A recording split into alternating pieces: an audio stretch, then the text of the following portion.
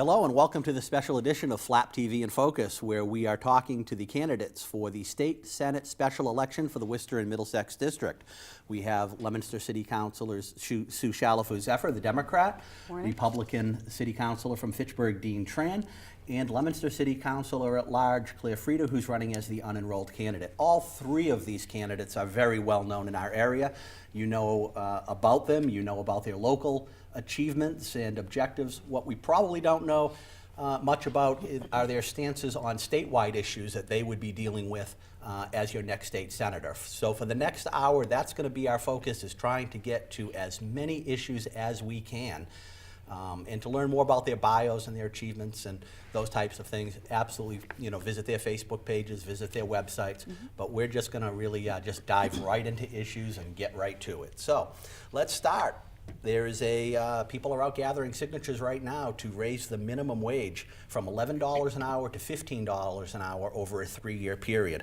Claire Freda, is that a good idea? Certainly the small businesses have a real concern about this, but over a 3-year period, I think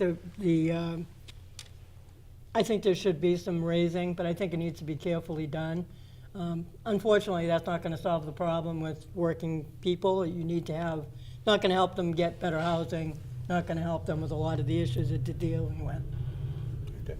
Councilor Tran. Thank you, Kevin, for having me here this morning with you. Welcome. The current Massachusetts minimum wage is $11 an hour. And so increasing it to $15 over 4 years would have a minimum effect in the Commonwealth.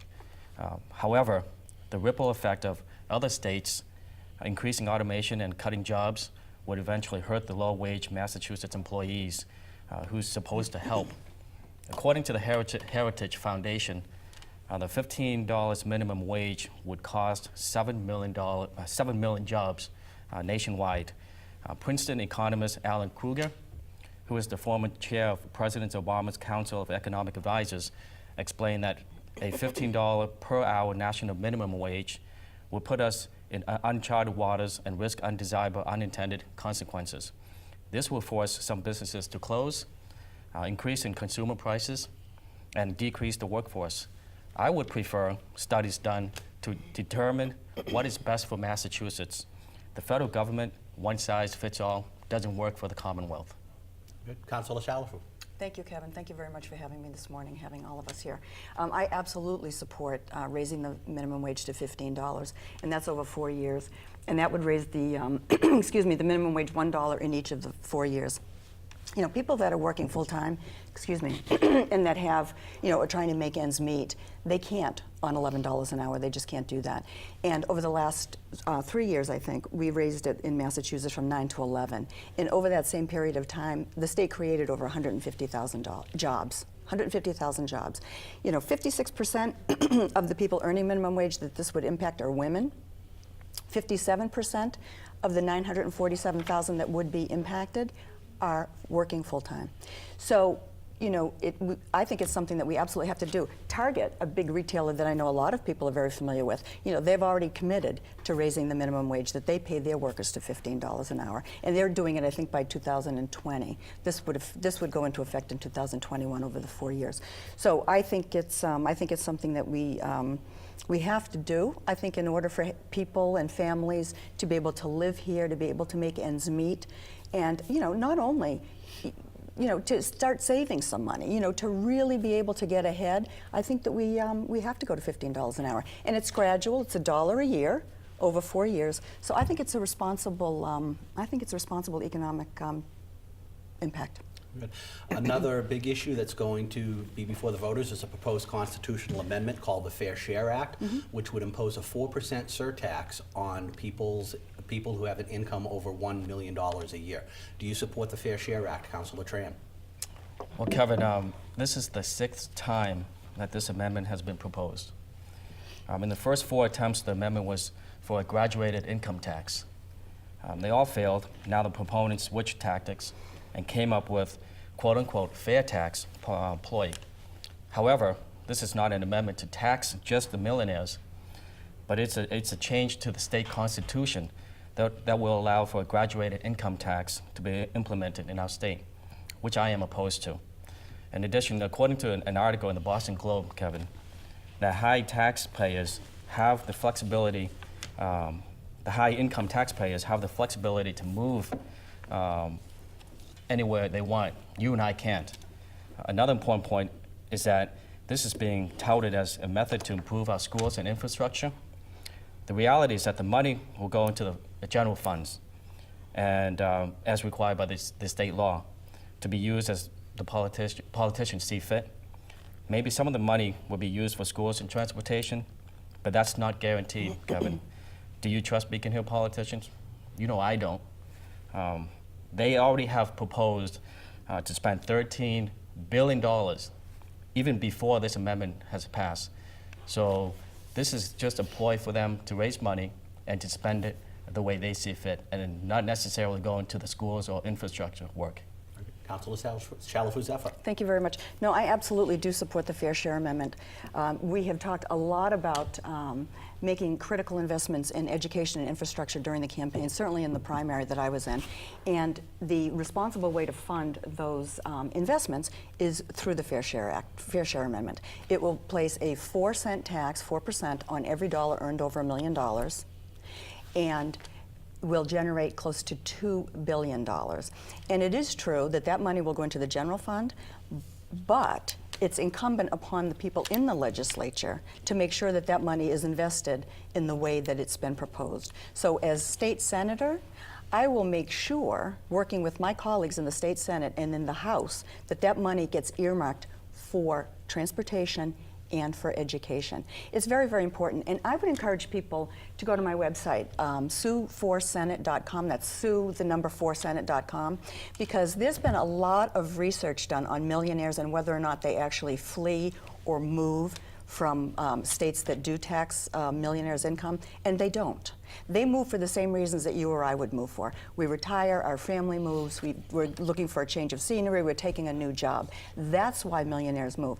So on my website, I have 2 links to 2 different studies that will show that millionaires do not leave a state, whether it's Connecticut, New York, New Jersey. They don't. So I think that this is it's a very important revenue source and something that we need to make investments. I mean, we need to invest in our roads and bridges. We need to invest in public transportation and commuter rail. You know, the Foundation Budget Review found that the schools are underfunded in Massachusetts by almost $1 billion. We have to fix that. The shift from state funding of public schools has really shifted dramatically to local property taxpayers. That's the problem. The state's contribution has declined. Local property tax owners are having to pay more. This amendment, this revenue source, will really help us make investments in public schools, and I believe will take some of the pressure off of local property tax owners. And that's why I support it. Okay. Councilor Freda. I supported this initially, and in a way I still do, because it was geared towards education. But you know, listening to my colleagues here, trust Beacon Hill. I mean, we had an education reform package put into place back in the 90s, which is supposed to help education. That commitment hasn't been fulfilled to this day, which is why the foundation budget doesn't work. So I'm not quite sure that one person, I'm realistic enough that going in as a senator, I'm not going to change the rest of the Senate to go along with something that I support. Certainly to make a statement and to provide that argument. But you know, for a body that hasn't done what they're supposed to do all the way down the road on education reform, and if you look at it, there's so many pieces of it that haven't worked, and constitutionally you really can't earmark. So you have to put a lot of trust into the legislature to actually perform. And I'm not sure, once they get a budget and the budget's out of whack, then that money shifts. And that's what's happened. And that's why we're in this kind of a situation where you got to talk about having additional funding, because nothing's been done right for a long time. Congress is poised to cut federal funding for Planned Parenthood. Massachusetts Governor Charlie Baker has stated that if the feds do indeed cut funding for Planned Parenthood, that he is prepared to make up those cuts through the state budget. Do you support the governor's promise to protect public funding for Planned Parenthood by using the state budget? Sue? I certainly do, Kevin. I certainly do support Governor Baker's plan that if federal funds are, taken away from Planned Parenthood and impact women's access to the health care that they need, I absolutely support using state money to bridge that gap and to fulfill that. Councilor Freda? Planned Parenthood does some good things for women's health and women's rights. I absolutely do not support using tax dollars for abortions. I think that's a personal issue, and I think the taxpayers' feelings are strong in terms of not being supportive of that, and I think we need to look at both sides. It can't be an all for nothing. Eliminating part of that, I would support it, but funding for abortion, I'm opposed to. Councilor Tran? Kevin, I'm a staunch supporter for women's health. I grew up in a household with a mother and 3 sisters. My current household, I'm married to Carrie, my wife, and I have 3 daughters. But I'm also an advocate of neighborhood clinics and local health service organizations such as Community Health Connections and CareNet. The city of Fitchburg once had many neighborhood clinics until Planned Parenthood moved into the city. By doing so, they took away federal funding that would go to the local clinics. I would prefer any public funding proposed to go to Planned Parenthood to be directed to local health clinics and organizations. Can I just follow up on that, Kevin? I think this is a really important, I think women's health care and access to health care is a really important issue.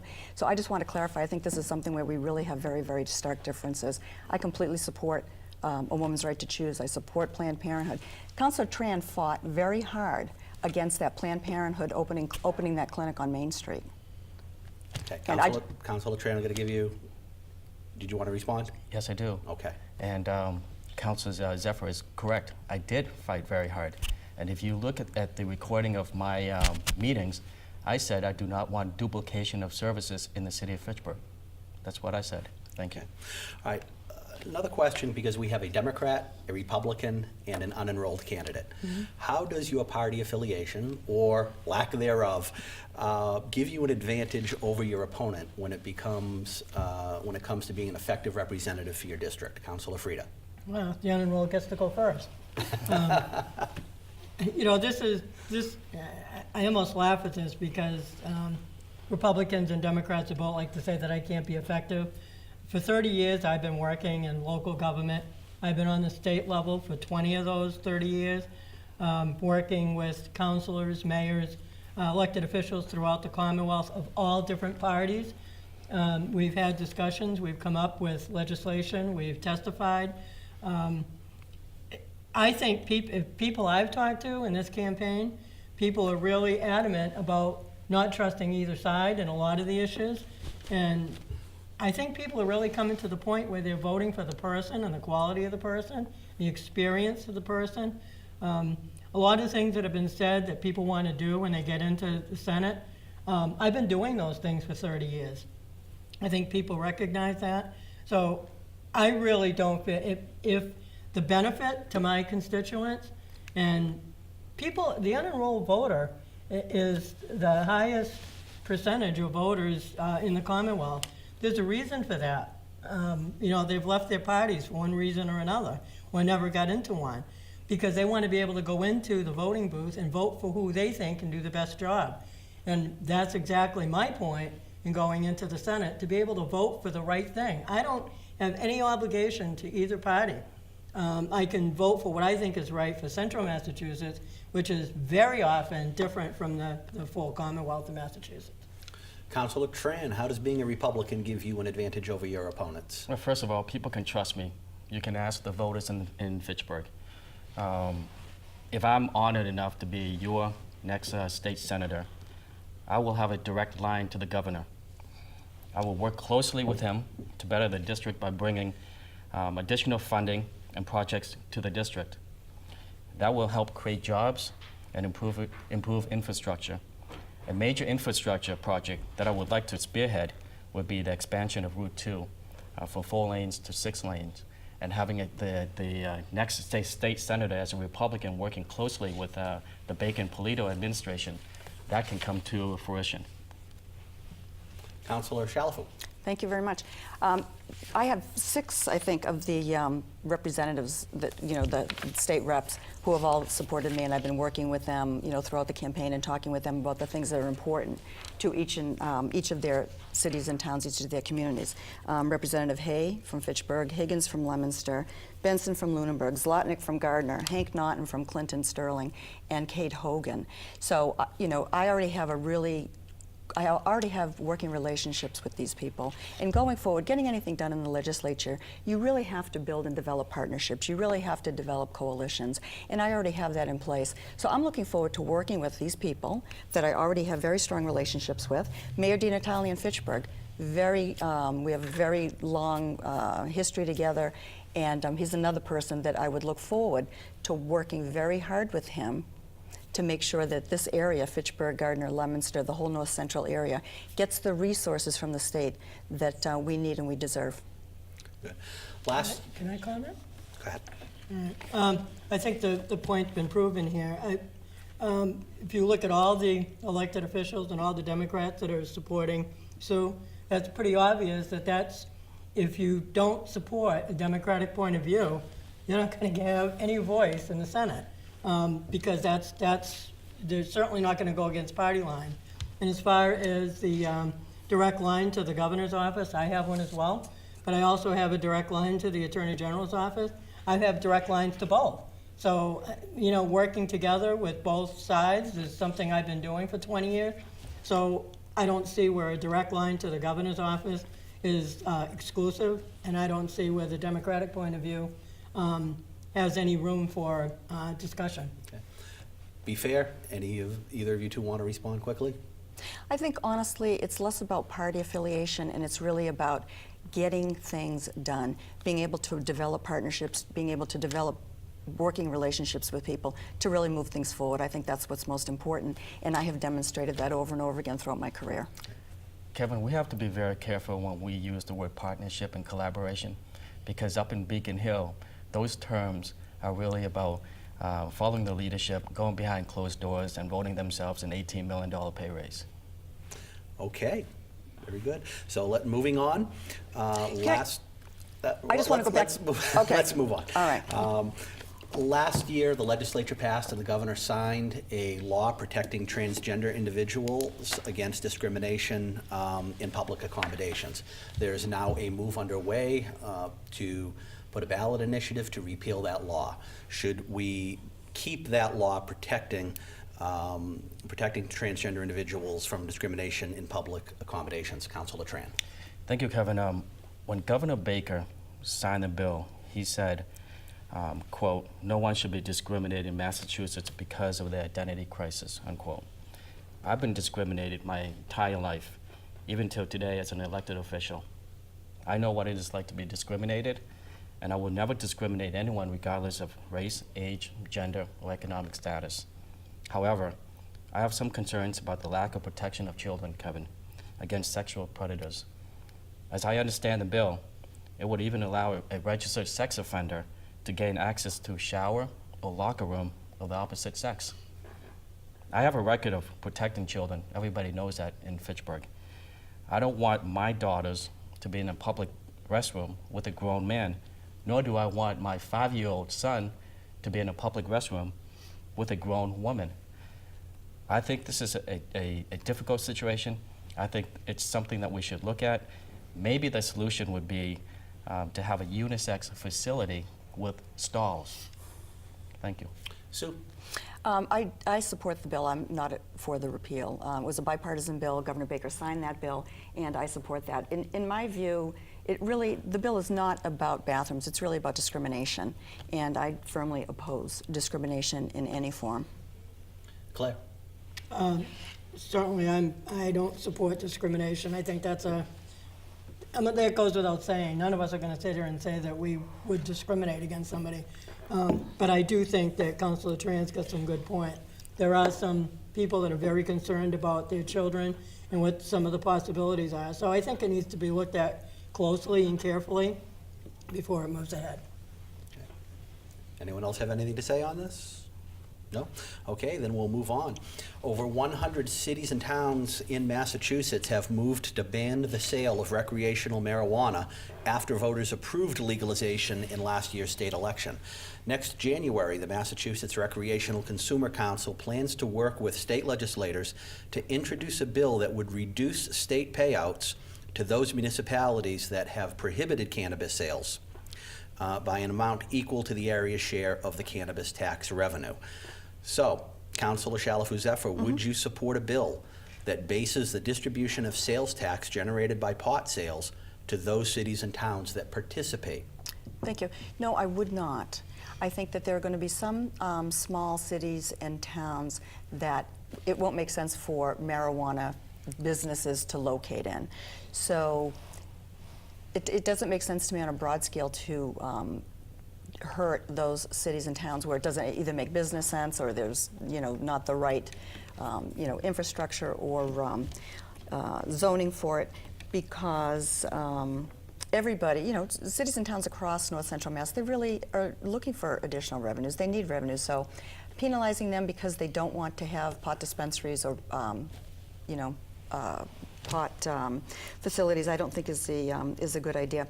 Local cities and towns, the ones where the facilities are sited, whether it's a dispensary or whether it's a cultivation facility, those communities have the local tax option, so they'll be able to raise additional revenues over and above what the state distributes. There's an additional local tax that can be, I think, up to 3%. Councilor Freda. My favorite topic. We went through, absolutely, you can't do that. Logistically, you can't do that. You're not going to have somebody from one community that isn't going to go into the next community and be able to buy marijuana. So, to try to have jurisdiction on who gets money and who doesn't isn't logistically possible. We went through this back, it was a major discussion in the Mass Municipal Association with lottery, because the same attempt was made with the Keno. When Keno became available, there are still quite a few communities that don't allow Keno in their community, but they get funding.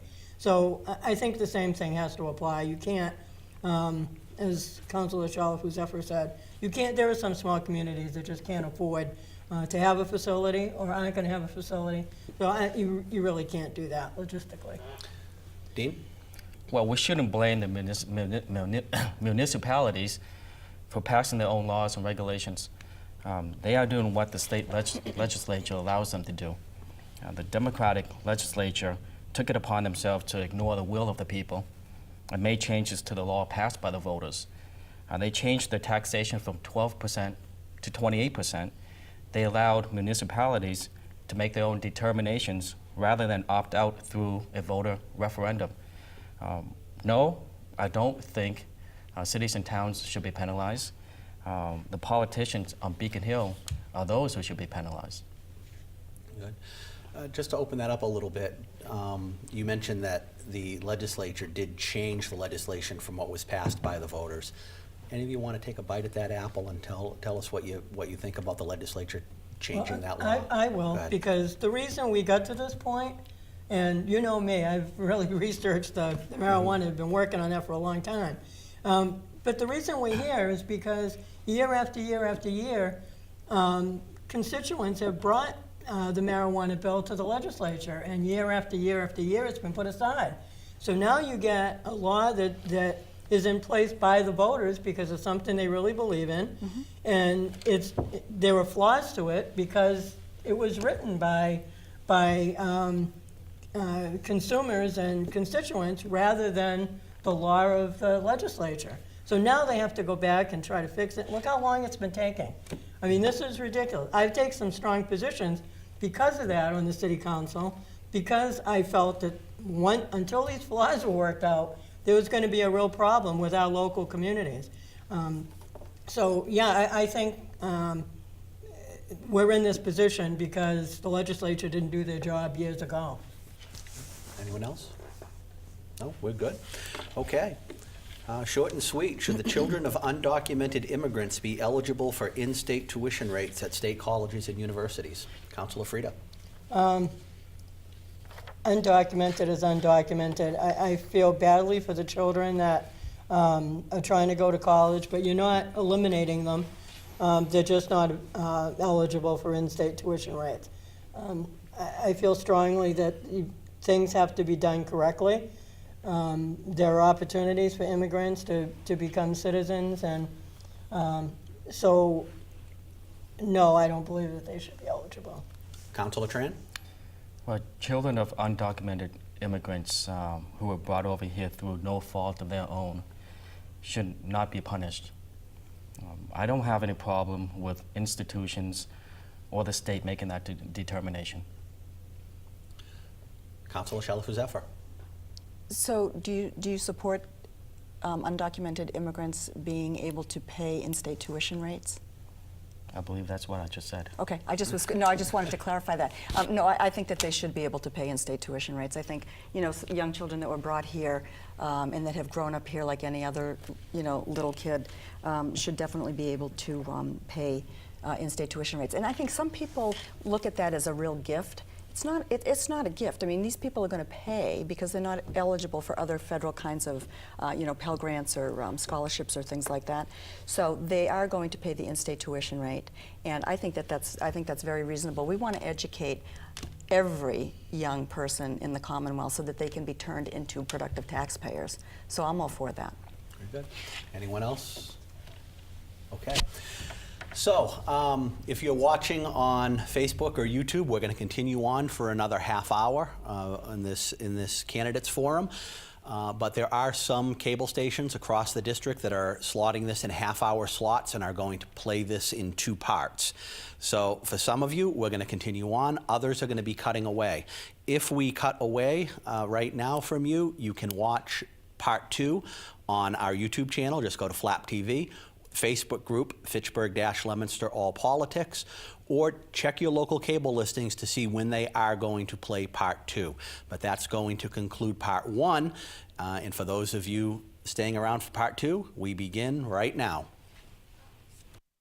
It's that time of year again right here at Fitchburg Access Television with me, Paul Garvin, WS Beauty Supply, and long-standing member in this community, Salvation Army, Breakfast for the Bands, Rotary Club, Paul. It's all over the place. But we're talking about Breakfast for the Bands, something very special again at Leominster High this year. A little history of Breakfast for the Bands. Well, this is our 23rd year, and we've been doing this the Sunday before Thanksgiving for all that time. The unique thing about this breakfast is both high school bands take turns playing throughout the morning. So it's not a quiet breakfast, but it's a lot of fun. And you have music and, of course, food, under $8, free. That's correct. Tickets are only $8. You can buy them from Rotarians, you can buy them from band members, you can buy them at the door. November 19th at Leominster High School, Breakfast for the Bands. You can't miss it. You always want to be part of this great event. Sounds like a good idea to me. We'll see you there. Leominster High School, November 19th, 8 to 11:30 a.m. Breakfast for the Bands.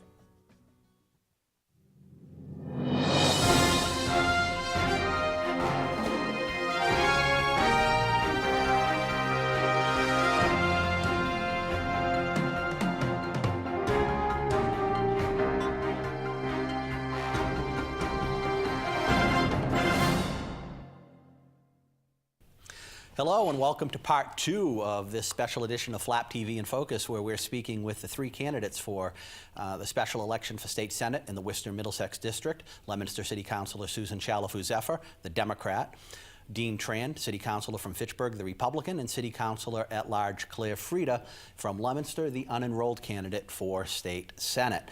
This is part 2 of our special. If you are just joining us now, you missed a good first half hour. You can catch that first half hour on our YouTube channel at Flap TV or on our Facebook group, Fitchburg-Leominster All Politics, or check your local cable listings wherever you are in the Worcester Middlesex District to see when they are playing part 1, so you can catch the answers to some great questions. We're focusing this hour on issues.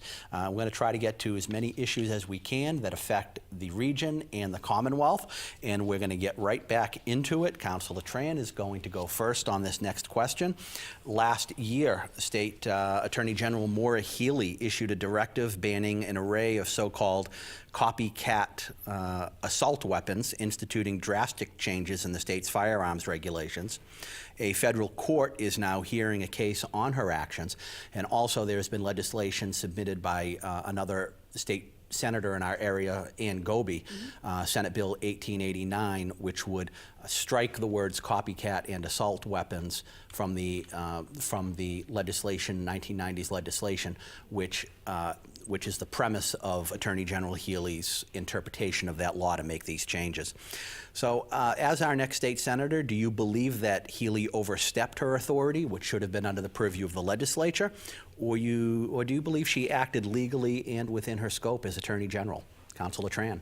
Kevin, every time there's a mass shooting, there are calls for more gun regulations. But the number of gun-related deaths from mass shootings is one of the lowest causes of gun deaths. The largest causes are suicide and gang violence.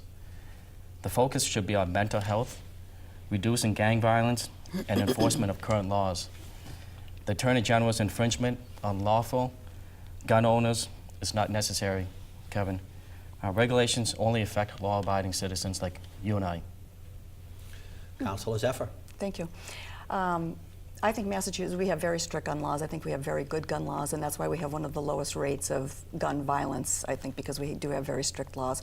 You know, the word copycat is in the law, and although I am not an attorney, I do believe that the AG, the Attorney General, is enforcing the law as she believes it's written.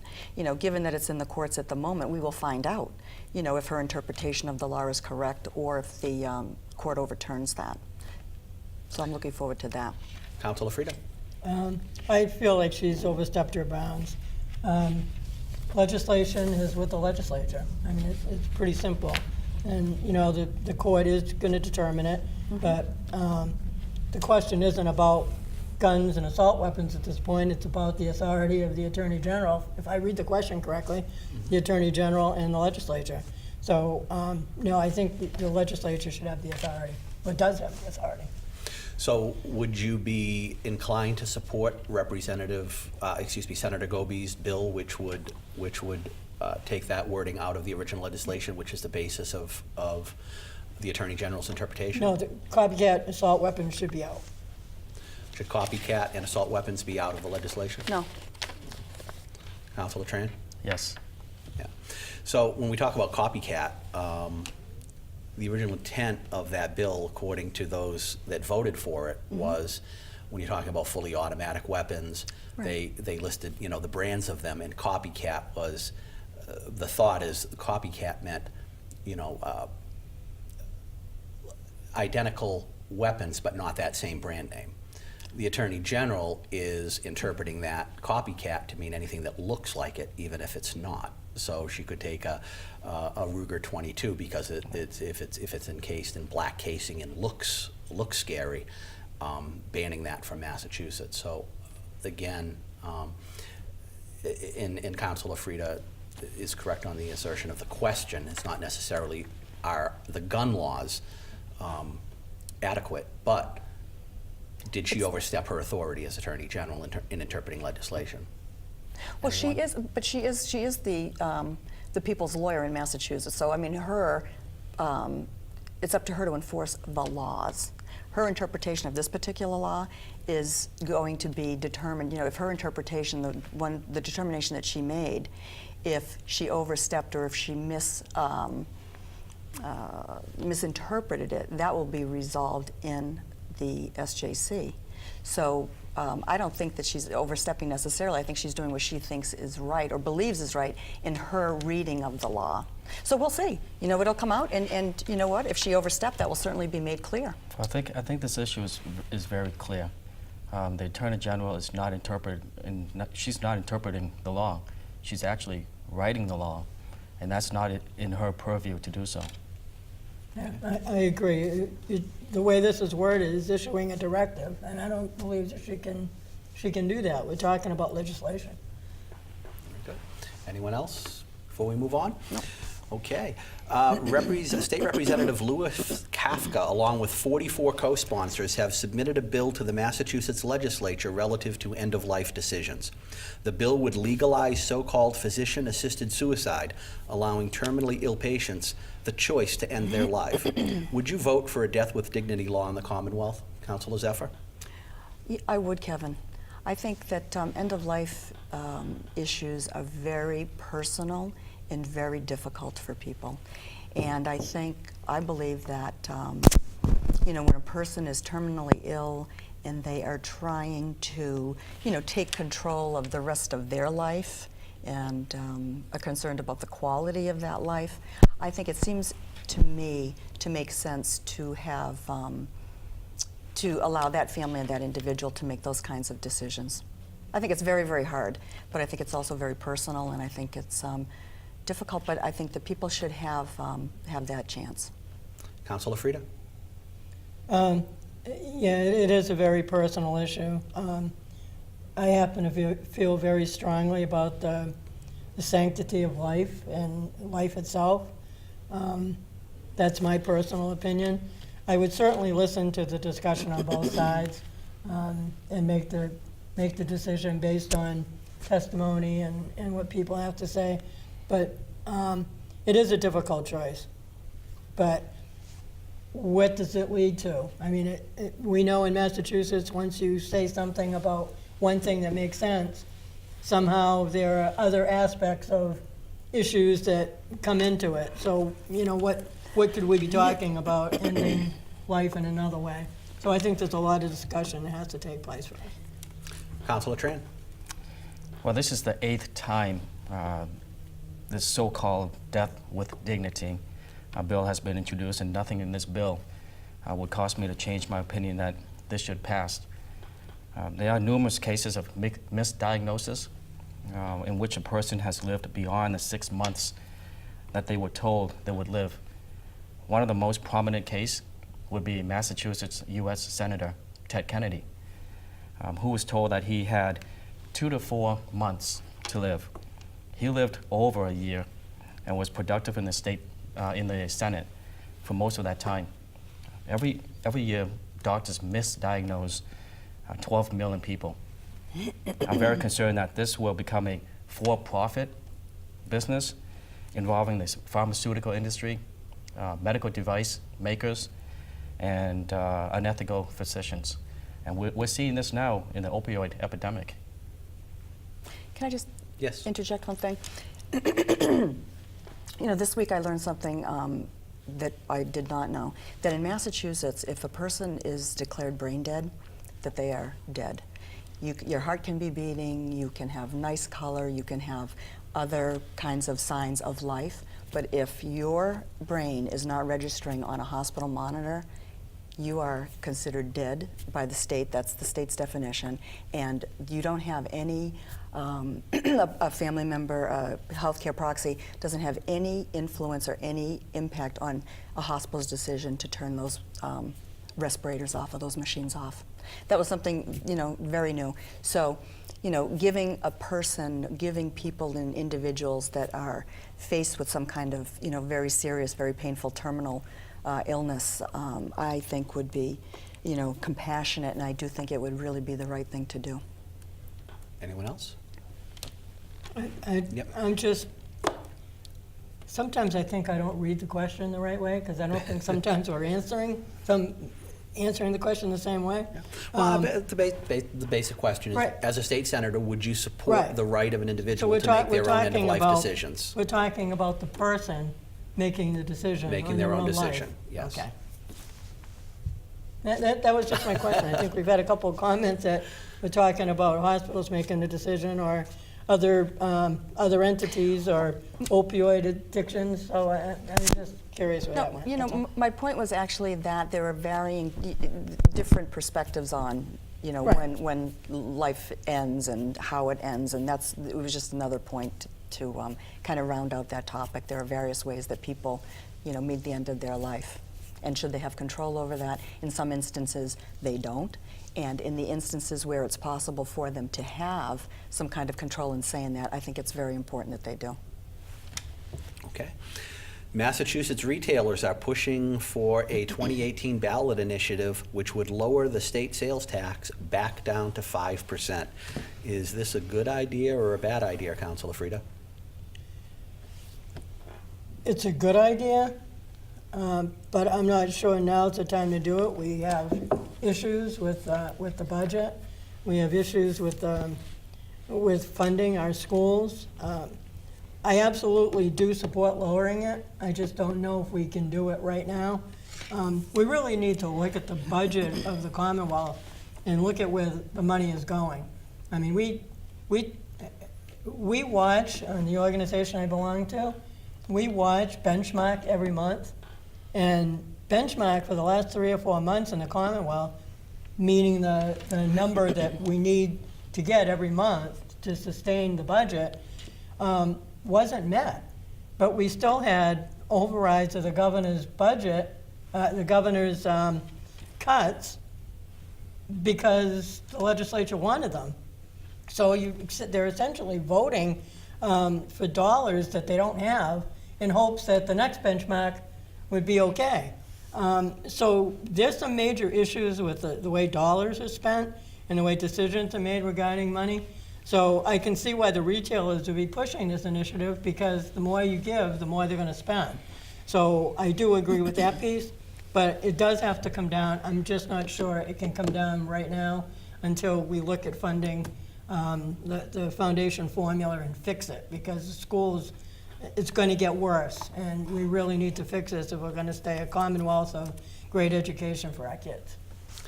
Dean? Well, the sales tax is a regressive tax that has a large impact on poor people, low income, and even moderate income earners. I am in favor of looking at to reduce the sales tax and even taking a step further in the future, eliminating it. But right now, I would support any measure to reduce the sales tax. Sue? Mm-hmm. No, I don't think it's a good idea to reduce it to 5%. I think we've all seen the struggles, especially, well, we're all on the city council. I mean, we go through the municipal budget process every year. We see how tough it is to fund our public schools adequately. It's tough to fund public safety. It's tough to fund health insurance.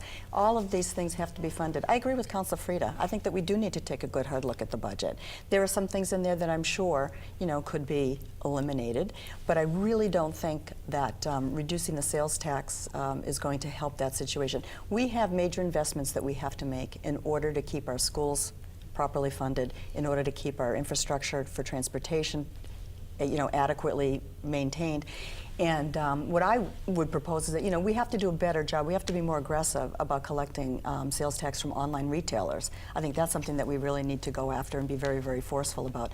But I just don't think that reducing the reducing the sales tax, is a good way. I don't know how we would make that revenue up in order to provide really basic municipal services for people. Snow plowing, DPW stuff, police, fire. Think about that. How will we maintain those services?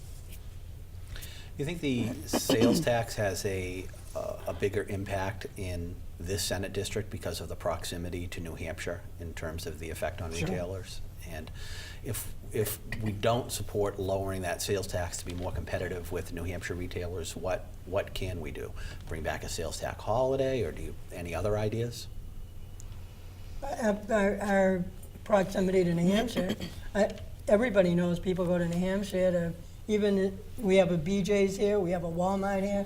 People go to New Hampshire when they buy a big ticket item, so they don't have to pay the tax. They'll spend the money on the gas to get there, which probably amounts to the same.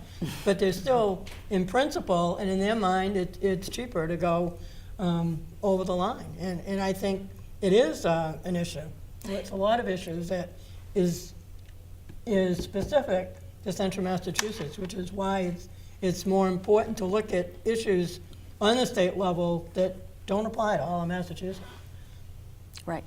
I think a sales tax holiday is a good idea, Kevin, because I think sometimes people are holding off on making a big purchase. So something like a refrigerator or a washing machine or something that is a significant investment, for lower income or people with moderate incomes. I think that's a good idea because it gives people the opportunity to buy locally and save a little bit of money on that tax. I think when you reduce the sales tax, you encourage consumer spending. And when that is done, businesses have a tendency to raise revenue. And when businesses raise revenue, those revenue are used to hire more employees, create jobs. So it's a good idea to reduce the sales tax. But the problem is, how are you going to fund services? I mean, that's the basic conundrum. If you want to reduce the sales tax, what are you going to reduce on the service side? You're going to reduce police and fire? You're going to reduce public safety personnel? Are you going to reduce funding for education? Are you going to not snowplow in the wintertime? Do you want to eliminate library services? What is on the other side? If you want to reduce revenue on the one hand, what are you going to do on the expense side? You have to figure out how you're going to fund basic municipal services, or how you're going to cut them with a reduction in taxes. It has been shown that when you reduce the sales tax, you encourage consumer spending, and that generates more revenue from the spending from the consumers than the amount of money that you lost from reducing the sales tax. Another thing to keep in mind is that we have to look at the budget on Beacon Hill. It's not a matter of not raising revenue. It's a matter of spending, unnecessary spending that's taken place on Beacon Hill. Most of the questions here relate to money, and it relates to giving us more money or to produce, to increase the revenue. And the legislature continually says there's not enough money. We know there isn't enough for some of the things that we want, but you look at the issue without any discussion, without any public comment, without any groups being able to discuss yes, no, or maybe. The legislature behind closed doors voted an enormous raise for themselves without even looking at what our communities are lacking. So when you're looking at school funding and a foundation budget that's really broken and fractured beyond issues that we're all seeing in communities that can't come up with the dollars to get to net school spending properly, somebody has to really be accountable to that. I mean, I'm not saying they shouldn't get a raise, but to the magnitude of that raise, irregardless of some of the things that we're concerned about in a municipality and in communities that we're not getting, something wrong with that. This is the second or third time I've heard reference the legislative pay raise. All of our local legislators in the area voted in favor of that. Representative Hay, Representative Higgins, Senator Flanagan all voted for that pay raise. If you were in the legislature at the time, how would you have voted? Anyone? I said this before the vote took place on Beacon Hill. I was opposed to it. I'm still opposed to it, and I've said that I will not take the pay raise that was voted by Beacon Hill. It's a problem. It's a problem when they go behind closed doors without public discussions and vote themselves from 40 to 55% pay raise. $18 million. Believe it or not, $18 million, you can do a lot with education, infrastructure work, and other municipality services that money can go to. No, I agree. I think that the whole process was really done, way too, there was zero transparency. It was a bad process. I don't agree with the amounts that the legislators, increased their pays by, and I have said from the get-go that I will not accept, that pay raise if elected to the Senate. And I do want to just go back to one point, though. You can reduce the sales tax, and that will generate more income into the economy. That still is not going to fund basic municipal services. You have to still fund a budget in each and every city and town to fund basic municipal services. So spending in the community is a good thing because that helps economic development and economic, small businesses, but it doesn't really fix the fundamental problem or answer the fundamental question about how are you going to finance and support municipal services. And you look at the first question, we talked about raising minimum wage to $15 an hour. That pales in comparison to what the legislature got for a pay raise. And I think if you took their pay raise and the amount of hours that they're required to be where they are, you'd have an enormous hourly salary. Just an observation. Councilor Tran? Kevin, note to your question. I did answer your question. I said, had I been on the state senate, I would have voted no Yes. for the pay raise. I would have voted no as well. Yeah, me too. I did want to go back. When years ago on the city council, probably like 2008, 2009, I can't actually remember, but I put in a petition. It was very, very tough in Leominster. We were going through really bad times, and I had a petition in to freeze the city council's pay raise. It was just not a good time. We have an ordinance that the city council's pay raise is indexed to inflation, cost of living increases, and at that time I thought, you know, this is not a good time. Even though it wasn't a lot of money, I thought it really needed, I needed to make that statement. The council needed to make the statement. The council supported that, and we did without a small pay raise for that 1 year. Councilor Tran, can you tell us about an issue where you may have a deeply held belief which may differ from the majority of voters in the area? And if you were to vote on that issue, would you vote your conscience or would you vote for what is popular in the district? And please give an example. So Kevin, I don't believe in legalizing marijuana, but I believe in the will of the people. The majority of the voters voted for it, and I respect greatly of it. That is why I oppose the changes made by the politicians on Beacon Hill to the provisions in the marijuana referendum that was passed by the voters. I have a strong constituent service record in Fitchburg. I vote for what is popular with the public and not with the politicians. Councilor Chalifoux-Zephir. Thank you. I have always voted my conscience, and that typically lines up with what is in the best interest of the people that I serve, because that's my first consideration, is does this make sense, you know, for the people in Leominster who have voted to put me on the city council? And my conscience and what's best for the constituency really always lines up. One specific issue that I think about is, you know, Medicare for all or single payer, and I don't think a lot of people really understand that is, you know, an evidence-based way to really get the best coverage for people across the Commonwealth. There are some issues, and there's going to be studies done about cost, but I think when people come to know that this is really the best, fairest, most equitable way to get people across the Commonwealth covered, and will also in the long term reduce costs, provide better access, we get better prescription medication costs.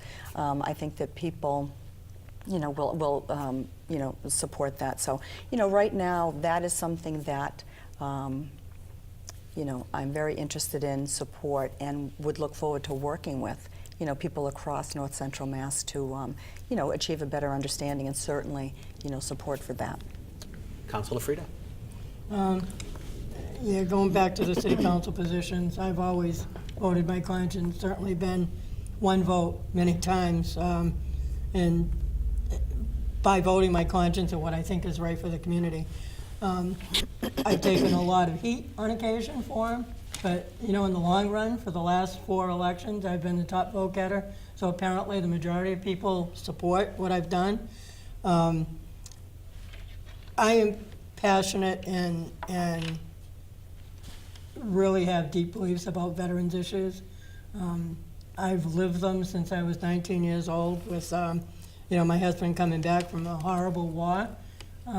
There's a lot of effect to a lot of people in our communities over the years with other wars, but I think Vietnam was probably one of the worst. There were a lot of people who left and didn't come back the same. So if there were cuts that were being proposed or any issues to take some of those benefits away, take some of those needs away, or bring it down to a lower level, I would absolutely fight the other way to keep it in the forefront, because we need to do a lot more than what we're doing. Okay. If you could, Councilor Freda, look into the camera, face the voters, and make your case on why you should be the next state senator for the Worcester Middlesex District. Thank you, Kevin. And thanks for having us today. This is really a great dialogue amongst the 3 of us who have been involved in politics for a long time. I first started on the school committee in Leominster 30 years ago. I served 6 years on the city council, on the school committee, and actually left because of education reform. When I started, we were able to interview teachers. We were able to ask them why they wanted to teach our children. It was when it was changing to policymaking and some of the issues in ed reform I didn't really agree with. I didn't think that they were, we had the ability, or the government had the ability to go along with a lot of the issues. So I decided to run for city council, thinking I could be, I could better serve the community and the educational piece by running for city council, which I was obviously successful at. I have 30 years, and we all had the same decisions to get involved in more than just the city council. I've been involved in the state level for over 20 years, making decisions. I brought so many things back to the community, adult entertainment, setting areas and putting in ordinances so that we could protect our kids to have it in certain places because it's protected by federal government. I brought the cell tower issues so that we could have areas that we protect our communities. I've had a lot of experience on the state level by being in the forefront of putting those together. The opioid issue, we talk about that all the time. I started working on that in 2013. We had a couple mayors who had some real concerns in their community personally about the opioid issue and asked us to take a stand as an organization that represents 351 cities and towns. I worked for a year and a half interviewing Jen Flanagan's committee, the health secretary, and all the major players in the opioid issue, you know, to give some advice to local communities on what they could do. We put out a paper called Obligation to Lead that's gone nationally now with advice to local communities on how to deal with the issue. So I've been taking positions on my own time, going to Boston 3 or 4 or 5 times a month on occasion, you know, to do better in my community. I've gotten levels of platinum levels of leadership on the national level for my involvement in municipal government, and I've been honored by our community for my involvement. I'm involved in Catholic Charities. I'm involved in veterans issues. I'm pretty well involved in the community. I have a pretty good handle on what this area needs. And just one other thing on the education reform. Some of the positions I've taken, I've been to the meetings with the region because one of the major pieces with the cities and towns with education reform was this carrot that they held out. If you regionalize, we'll help you with school transportation. That worked for a little bit. Then they took it away because the budget, they couldn't meet their budget. So now you reduce that transportation. So now those communities are stuck having to come up with the money to bus their kids to school. So we've been successful in getting that back, some of that money back, but there's still a long way to go. But that's by doing testimony. That's by staying on top of things, and that's by going to the issue. As an unenrolled candidate, I owe nobody anything except the people that I represent. I can walk into that room. I know many of the senators, many of the representatives as well, because I've worked with them. Many of them come from the Mass Municipal Association and local government. So I have an ability to go in there and work right away, irregardless of my no-party designation. Thank you. Councilor Tran. Well, thank you, Kevin, for having me here this morning. I also like to say thank you to Councilor Freda and Councilor Chalifoux-Zephir for joining me this morning on this show. I'm Dean Tran, and I'm asking for your vote. I can relate to almost everyone in this district. I know what it is like to be an immigrant and becoming a U.S. citizen, to be poor and be part of the middle class, to work hard and to have accomplishments. I'm a product of the public schools and a graduate of Brandeis University. I have 12 years of public service as a councilor at large and 23 years of business experience managing personnel, projects, and products generating hundreds of millions of dollars a year on 3 continents. No other candidate can say that. I will craft legislations to protect the public from the opioid epidemic. I will keep taxes low, and I will help bring jobs to the district by convincing businesses to relocate to the district and focusing on infrastructure projects by spearheading the expansion of Route 2. Most importantly, I will work for the people full-time and go to Beacon Hill to serve the people and not take a pay raise. I'm Dean Tran. I'm asking for your vote. My website is www.deantran.com. I'm on Facebook at Dean Tran for State Senate, and I hope to get your vote on December 5th. Thank you. Thank you, Councilor Tran. Councilor Zephyr. Thank you very much. Thank you very much, Kevin. This has been a delight. Why would I be the best for the Senate for Worcester and Middlesex? Well, I believe that I'm the best candidate for Worcester and Middlesex because of my experience and my track record.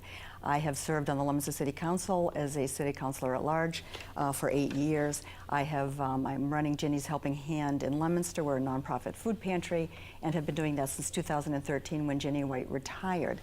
My work at Ginny's has really exposed me to throughout the region, the struggles that people are facing every day, whether it's issues with schools, whether it is healthcare issues, prescription drug issues, transportation issues.